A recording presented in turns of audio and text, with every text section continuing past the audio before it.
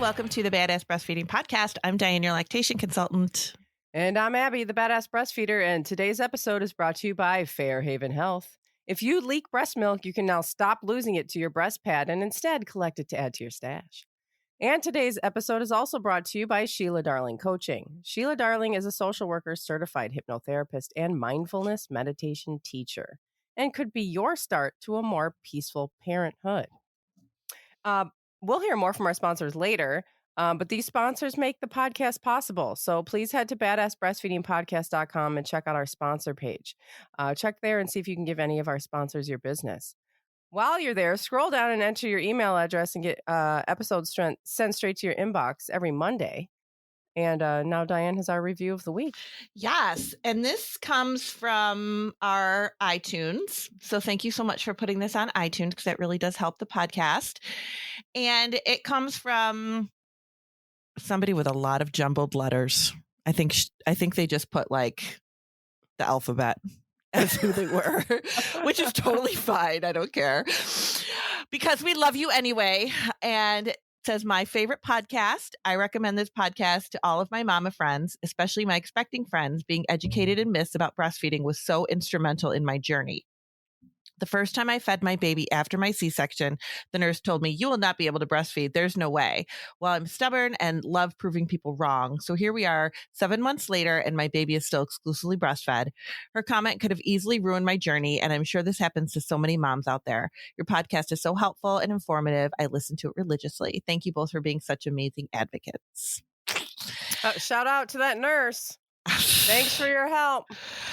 And this is why we're going to talk about shaming today. Yeah. Because of this kind of bullshit. I can't stand it. And I feel like this is like a theme. You have a C-section and, go back to the C-section episode we did a couple weeks ago because, it is possible to breastfeed after a C-section. Don't let anybody tell you can't. People breastfeed after a C-section all the time. What the hell?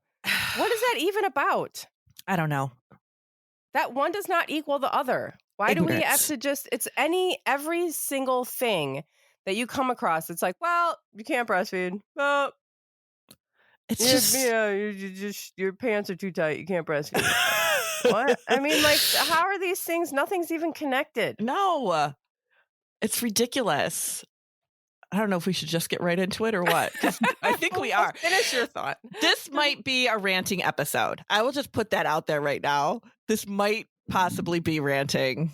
Yeah. If anybody hates our ranting episode. We're here to validate all of your feelings, and then maybe we can share some of the things that we do. I can share some of the things that I've done, in response to this. I mean, we decided to do a shaming episode. First of all, I don't want anybody to think that, the way they choose to feed their baby is wrong or whatever. Like, however you choose to feed your baby is how you choose to feed your baby. And that is your choice. That is your choice to make. But if you choose to breastfeed and people tell you you shouldn't be, or it's not enough, or they're destroying their baby, or they're ruining something, or they're ruining their body by breastfeeding, any of these things, or they can't, it's nobody's business. Why you have to put your 2 cents in, I don't understand. But it's not your business. I mean, it's so frustrating to me. Well, I think we live in a culture where shame is big here. We use shame to control people. Mm-hmm. We do it starting with little kids, when they don't behave the way we want them to, or just literally shame on you. Right. Or, don't do that. Or what were you thinking? Or, that's naughty. Or, all of these shaming things. And this goes across the board for most of our experience. If you are anybody living here, I was going to say, well, I mean, we can say who it's worse for. I don't know. It's probably the same for the people that everything is worse for. But even white men, shame on you for having feelings. Shame on you for, being vulnerable. Or, there's just shame is a way that we control people and keep everybody in the line that we want them to be in. And, you started to say this before, however you feed your baby, but let's face it, shame exists across the board. Right. Especially now, with the, the breastfeeding movement and all of that. there's a lot of people who, truly share their experiences that when they were bottle feeding, they were shamed. Mm-hmm. It's just like, it's just a way that we behave towards people there's so many layers to it. We're trying to control people. We're reacting on our own feelings and insecurities and, about our own choices, I think, sometimes. I suppose we'll focus mostly on the breastfeeding, chest feeding part here because that's our podcast. But let's be real. We are aware that it happens all across the board. Oh, absolutely. And I was just, as you were saying that, and that's exactly what I meant when I said, how you feed your baby is how you feed your baby. Mhm. And I know that bottle feeding shaming happens because we hear about it all the time. But because I'm in the breastfeeding, chest feeding world, I don't see the bottle shaming. I Right. see. Well, and I think that there is something to be said to that in general, bottles are more normal. Mhm. They are more normalized than like breastfeeding. I think that within certain circles, you're definitely gonna see people. I've seen people say like, to people who are using formula, like, I can't believe you put that poison inside your baby. Like, what the fuck? What? So wrong. I'm sorry, but formula is the best choice for some people. And that's just the bottom line. Argue with me. Go ahead. No, you're right. It's the best choice for some people, and that's none of your freaking business. Right. And this all takes our eyes off of the fact that formula companies did all of this to us. The whole Breast is Best campaign, that was invented by a formula company. That's marketing. Breast is Mhm. best, but if you can't, and then the whole mommy wars thing, that's all marketing from formula companies, creating all of this like insane arguing, infighting, and all this stuff that we do with each other. That helps them sell their product. That breastfeeding is just a bodily function. That's all it is. This is just a normal bodily function that most people want to do. And we should be helping people do it, but we have these huge barriers of like these marketing from these trillion-dollar companies. And the barriers really are just unbelievable. Like, they're ridiculous, the barriers. The barriers are things like insurance doesn't cover it, so I can't see a lactation specialist. Maternity leave. Yep. Things that should be available readily to families is not. That miseducation that we are constantly talking about. You're going to your pediatrician and your OB and the nurses and for information, and this is what you're getting, like our review of the week. Well, you can't breastfeed because you had a C-section. That's the information you get from somebody who really believes that. This nurse really believed that was the case. Right. And this is the information that we're putting out there into the universe. And like, you have these little voices like ours that are going, no, that's not true. That's not correct. But how far does that really get? Yeah, how far does it get when you're inside of a huge hospital system that also is funded by formula? And that's just the protocol. That's just the big machine that we're inside of. Mm-hmm. And then you have somebody going like, well, no, you actually can breastfeed. Okay, well, but it's not that simple to just be like, well, yes, I can. Because I did the same thing when I was in the hospital with Jack. I was like, I don't want that formula. I just want to breastfeed. And they pushed back. They're like, well, no, you can't. You have to. Your baby's hungry. So what am I supposed to do? Right. People are terrified. Yeah. People are terrified that they're doing something wrong. And, and I've had people think that they can't, that formula has to be somewhere in the mix. Even if breastfeeding is fine, there's no problem. It's going well. I have had people say to me, so at what point do I introduce formula? You never have to if you don't want to. It's completely normal. Yeah. It's so normalized that we just figure that it's part of it. Same with pumps. Mm-hmm. People are like, oh, it's like a baby shower gift, a pump. Oh, well, yeah. What if you don't need this unless you're going to go to work or be away from your baby. You don't need a pump. But like, this is what capitalism does, right? Yeah. I don't think that we understand. I don't think we truly, truly understand how powerful capitalism is on our lives. This marketing of these products has made us believe that these are needed things in order for us to be successful, even though they've only been invented in like the past 100 years. How did we get here? How have we survived? And it just gets more and more every year. I mean, the pump industry is growing by leaps and bounds. Mm-hmm. And, everybody is all about pumping, which if you need to, okay. And if you need to, you need to. Right, if you need to, you need to, which is fine. And we're glad that we have those things. And I think when families start to pump, they realize how miserable that really is. I think when you're pregnant, it sounds like a great idea. And then when you have your baby, you're like... It sounds like it's just a normal thing that you're going to do. You're like, right. This is what people do. Yeah, great. Yep. And then you get into it, all of it. And it's like, what? This is not what I thought it was going to be. And people are like, well, just put it in a bottle. Yes. And that goes along with the breastfeeding in public, too, where there's so much shame around this. Just put it in a bottle. Why do you need to do that here? Just stay home. Just cover up. Just whatever. And that's a whole other thing that stops people from being able to, to feel like they can breast or chest feed. Is just all of this. And then we probably along with mostly with the nursing in public comes with how highly sexualized our bodies are. Mm-hmm. Oh my God, put that boob away. How dare you? That's for sex. That's not for feeding babies. Like, somebody said that to me recently. She said that, God, maybe it was an email or something that I received from a listener. And she said that like everybody that she knew was not supportive of her breastfeeding relationship. And even her grandmother said that's not what those are for. Her grandmother, that's not what those are for. Yes. And again, this is how we keep people, how we control people. Controlling people in our society means making money.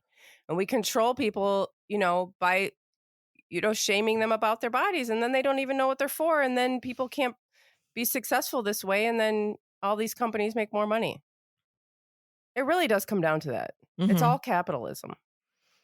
Well, it's all, I mean, that's why you can't get lactation services covered, right, by insurance, because it's a money-making thing. Well, right, and like how hard do we have to fight for maternity leave? No one plans on giving us more maternity leave. That is no one's ultimate plan. No, that would bring down drastically the use of formula and huge pharmaceutical corporations that are upholding this capitalist system and pumps and right, and that would take a major hit. Well, that's not going to happen. Mm-mm.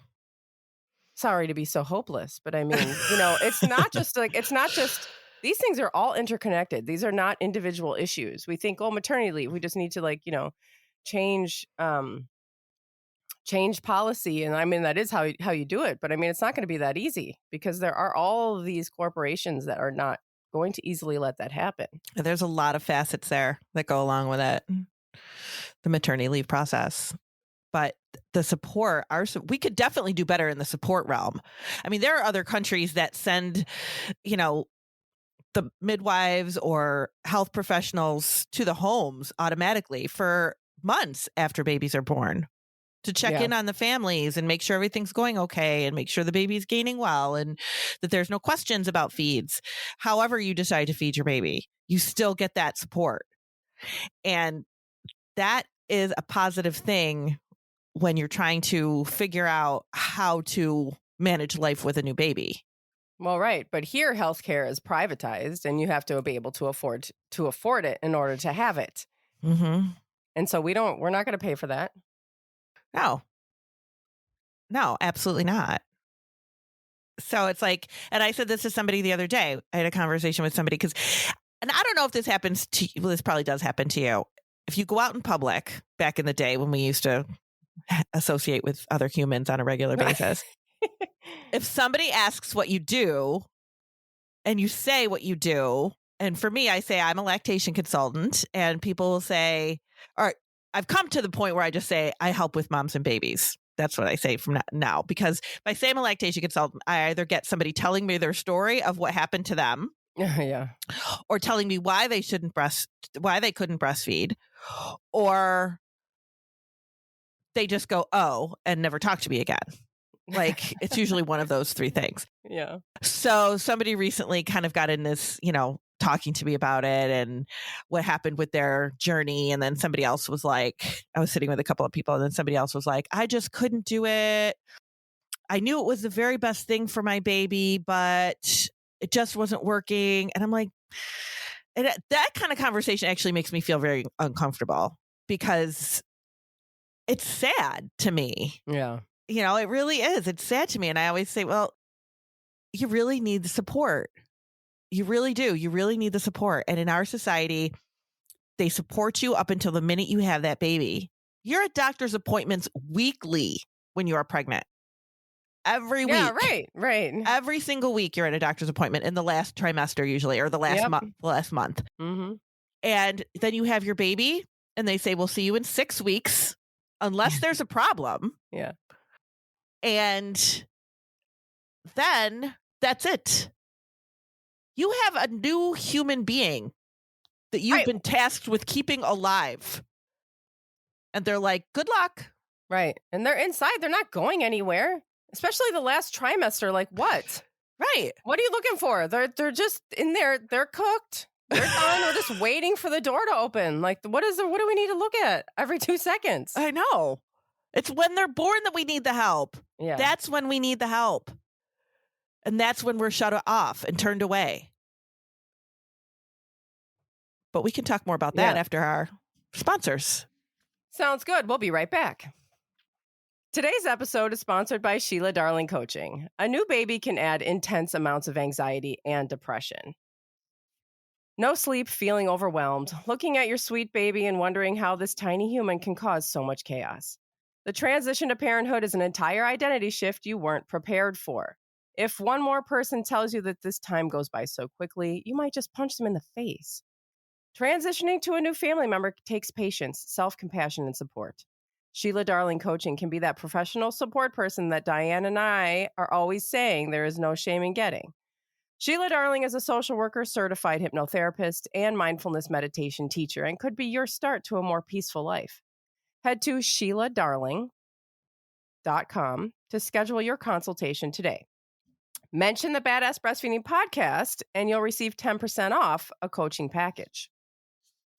Today's episode is also brought to you by Fairhaven Health. Do you leak breast milk? Have you ever thought about how much breast milk you are soaking up into your breast pads and throwing away? What if you could catch that milk and add it to your stash instead? The Milky's Milk Saver allows you to do just that. Slide the Milk Saver into your bra or tank top on the non-nursing side to catch the letdown while you breastfeed. People are adding ounces upon ounces to their stash on a daily basis. Thousands and thousands of breastfeeders have discovered this product. It holds 2 ounces of milk. It's comfortable to wear and reusable. You might be thinking that you don't leak very much. That is what most people say before they actually use the Milk Saver. You will be shocked at how much milk you collect and how much liquid gold you are throwing into the garbage. This milk can be used to beef up your stash, to make breast milk keepsakes for baths, for breast milk popsicles, lotions, soaps, you name it. Breast milk is worth saving. Check out the Milky's Milk Saver at Fairhaven Health, that's FAIRHAVEN health.com, and use code BADASS for 15% off of your purchase. These sponsors and their promo codes can be found in our show notes under this episode on badassbreastfeedingpodcast.com. Our show notes will also include further information about things we talk about in the episode. And at badassbreastfeedingpodcast.com, you will also find our breastfeeding resources, all of our other episodes, and information about scheduling your very own one-on-one online lactation consultation with Dianne.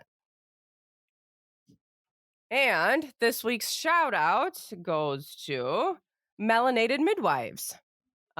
Very simply, more Black, Indigenous, people of color midwives are needed. Melanated Midwives provides financial support through 3 $5,000 scholarships annually to student midwives that identify as Black, Indigenous, or a person of color. You can head to Melanated Midwives on Instagram or melanatedmidwives.org. And back to shaming. Back to shaming. I have a story. Perfect. I posted something on Instagram recently. I can't remember what it was. Oh, something about how all the shaming that goes into all of this. it gets even worse as they get older, right? As your kid gets older, it's like toddlers, small children who are breastfeeding. Yeah, extended breastfeeding, absolutely. Yeah. And I posted something about like, they're never too old to nurse, whatever. Oh yeah, I saw that post. Yeah. Yeah, well, somebody was like, well, I know a 9-year-old who's still nursing, and so maybe there is too old. And so I said, why? Why is that? Why is this these two people, this parent and this child, who've decided that nursing still works for them? Why is that any of our business? Mm-hmm. And so this person said, well, he's getting teased at school and bullied, and he doesn't even want to go on sleepovers because of it. And I'm using a sarcastic voice, and we weren't arguing, but this is the reasoning, was that they were being bullied. They don't want to go on sleepovers, and that that they were suffering socially and emotionally. So my question is, why do we need to? So now it's the responsibility of this parent to interrupt this situation with her and her child because jerk offs are bullying him at school? Like, which one is the problem here? Right. The 9-year-old nursing, which is very unusual. You don't hear about it very much. So that's why we're deciding that it's bad, and not the bullies that need to get their heads checked by their parents or teachers or whatever. I also kind of feel like the mother's being blamed here. Like she's forcing the child. Yeah. And I know we talked about this in the past. Like, you can't force anyone to breastfeed. No, my favorite quote by somebody on my page was like, if they're still latching, they're not too old. Like latching equals not too old. Like if they're still latching, then they're still appropriate for them to do. For them to say, well, this child is being teased. I almost feel like, well, so the mother should stop. Right. No. Well, obviously this is a joint relationship here. Right. And you're right. Why should we say, oh, okay, so the bullies win?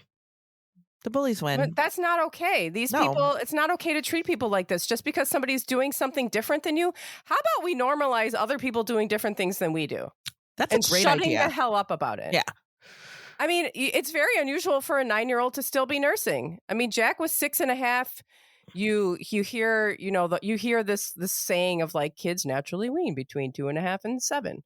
But like, not, if kids naturally wean a little bit earlier than that, then it's going to be also logical that there will be some kids who wean a little bit later, right? Mm-hmm. Absolutely. And it comes out too that this parent is just nursing him to sleep at night, which is totally normal. That's what happens when the older kids are still nursing.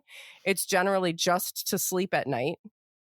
That's always the very last session to go, right? Right. That to sleep at night. And if this is working for them, then I don't understand why anybody is talking about it. And he doesn't want to go on sleepovers? Since when is that a measure of anything? I'd be like, okay. Jack doesn't nurse anymore. He's 9. You won't catch him sleeping over at anybody else's house. No. He's like, this is my house. I'm not comfortable sleeping at your house. Right. Why is that a thing? It's so culturally normal. It's so like, then we just think that that's like a developmental milestone or something. So let's take away the comfort and the security that this child has. Right. Because I'm sorry, if somebody is bullying me, the one thing that I want to do is go to the person that makes me feel most secure. Yeah. It makes me feel the best. So let's take that away on top of it. Yeah. It's so frustrating that we can't just, it's so frustrating that this simple bodily function has become so taboo that like just any part of it is controversial. Like it's like really a controversy. Yeah, it's nobody's business. That's the thing that kills. It's nobody's business. Nobody should have a say in how you feed your child. It's your decision to make. And whether you do it in public or you do it somewhere else, regarding what that choice is, you should not be questioned for it. You just shouldn't be. I mean, No. the social media, like that can be a really difficult thing because a lot of families will look to social media for, especially during the pandemic, for some kind of connection and, advice and just being able to connect with other mothers and other parents. Mm-hmm. And then you have people saying things like, oh, you're not breastfeeding anymore? Or, oh, you're still breastfeeding? I mean, it's nobody's business. Yeah, that's how the Badass Breastfeeder started. Is when Jack was like, I don't know, 8 months or something. I was at a park nursing him in a park. I didn't know anything, I didn't know anybody who had a baby. I didn't know anything about like social things on social media. I wasn't, I joined this, I was on Facebook and I joined this like Facebook mom group, but it was very general. And, I was like, it was kind of fun being in there because there were other parents and whatever going through the same thing I was going through. And, I was in the park and it was like a really oddly warm day in like, I don't know, February or March or something. And so I said to my friend, I was like, take a picture of us. And so she took a picture and I posted it in this group and I broke the internet. I've broken the internet a lot, which is super fun. Yeah. But it wasn't fun that time because I was like, what is happening? I didn't know any of this, and it was just this huge explosion that we still see happening today. Of one side was like, that's awesome, yay. And the other side was like, that's disgusting. That's gross. How come you don't have a cover on? Why are you putting that in here? Why would we want to see that? And I was like, wow, oh my God, I'm going to start a Facebook page and I'm going to just fill everybody's news feeds with breastfeeding pictures. And that's how it started. But it's like, it's so weird because I feel like also there's this whole, you and I didn't grow up with social media. Mm-mm. And there's a whole generation of parents now who did. And parents, like people that are having babies now that they don't remember the beginning of social, they've always had it. Right. And this type of thing is so extreme. But like in my experience, I think because I remember life without it, I don't believe, and also just, if you just put your phone down for a little while and go outside and interact and walk around, people aren't saying this to our faces as much as they do on social media. You know what I mean? Like, of course, if it happens, people are shamed for breastfeeding in public and all these comments happen to us in person, but they don't happen at the like intensity as it can happen on social media. No, people don't say anything to your face. God, you would not say that to my face if you were sitting next to me, you wouldn't have said that. Right. And I feel like social media it really can affect your mental health. Absolutely. It absolutely can. And really make you think twice about what you're doing. Like this stranger that you may never come face to face with, right, has just made you question everything you're doing. Right. Or feel ashamed about something that's just normal. Like, again, I like to call breastfeeding a normal bodily function because that's what it is. It's not this outrageous thing that somebody invented to freak everyone out. Like, this is just as like, it's your body. It's as normal as you like, having the baby inside your belly and it coming out and nursing. It's all connected. It's all just as normal. We're not like, oh my God, you're pregnant in public. Go away. Like people are just pregnant, waddling people around everywhere. And we're just like, oh, pregnant person. Oh, it's so fun.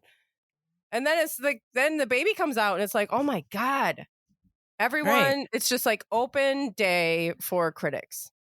It's unbelievable. And so what do we do? I mean, I don't want to leave people without any ideas on things that they can do. And so I have an idea. Yeah. One of the things that I think I'll say the main thing, the thing that completely changed my parenting experience was finding other people that were nursing and especially nursing toddlers as I got into that age. Mm-hmm. That changed everything. I felt way more normal. I felt like it went easier too, because you're around them and you're seeing it happening and you're like, okay, this is how it's supposed to go. Remember, seeing it is super important for success. And so finding those people, and you can find them online, find them on, social media is very helpful for that, finding people, and you can find people in your area, but then meet up in person. Like, hey, do you want to go to the park? Do you want to do you want to hang out and just like hang out and nurse together? It sounds weird, but that's what we did. We just got together and we would just nurse in the park. Being surrounded by people that are like-minded is hugely powerful. It really is. Yep. And it really makes you feel way more confident, especially if it's something that you're not feeling that confident about, which is parenting overall, I think, is something that we don't feel that confident about. Yeah. But you're always going to want to be surrounded in your parenting journey by people that are like-minded. Even like my kids are older, and I still will go to my friends that have kids the same age as my kids and talk to them about what's happening, or talk to them about an issue I'm having, or ask a question about something just to see how did they deal with it. Yeah. And I know I'm not going to be shamed for, if my child is not taking as many classes as theirs, or if my child doesn't have a job or whatever, I'm not worried about being shamed when I go to people that I'm connected to. Right. Yeah. I was going to say too that, what was I going to say? Oh, yeah. So in the beginning, like, I remember feeling this way in the beginning when you're like, I feel like now I kind of have friends and our kids are the same age and we're kind of like steady. But like in the beginning, when you're out, you're searching like for friends with like a 3-month-old or a 6-week-old or whatever. It's like just being on the dating market again. Oh my God, you're like, I know. You're like trying to reach, hey, do you want to get together for coffee? Do you want to hang out? And it's totally all of that over again. And I went through I had a lot of dates with people that didn't work out. I had somebody once make like a racist comment, and I was like, what just happened? And like, I came home crying. I was like, I'm never going to find any friends. Oh my God. And, so disappointing. And then, you just got to keep looking, until you find the right one or group, but I feel like that's the biggest thing. And, I think also we have to start putting social media into perspective. And the stuff that goes in with all the, the family critics and the the misinformed medical system. I mean, I think just like knowing that they have a lot of wrong information, knowing that your family just, that it's not a cultural norm. And so people around you are going to have the wrong information or strong, strange opinions about it. At least knowing that it's not you, it's them, Yeah. can help. And I was just thinking that too about the education piece. And I know that we talk a lot here about myths and things like that. And we kind of joke about it and laugh like, oh my gosh, this myth. And, but knowing what the truth is and knowing, the research behind it and the education behind it can really, help you when you're facing that, when you're facing those people that want to shame and doubt you and all of that stuff. To have that information will make you feel so much more confident too. Absolutely. Knowledge is power. Right. I think I learned that on an ABC special. Knowledge is power. Oh, yeah. Or like PBS or something. Something like that. But it's true. It's true. The more you know, the better off you can be. And you can help educate others. Just spread the news. Thanks for listening. Thank you. Bye. See ya.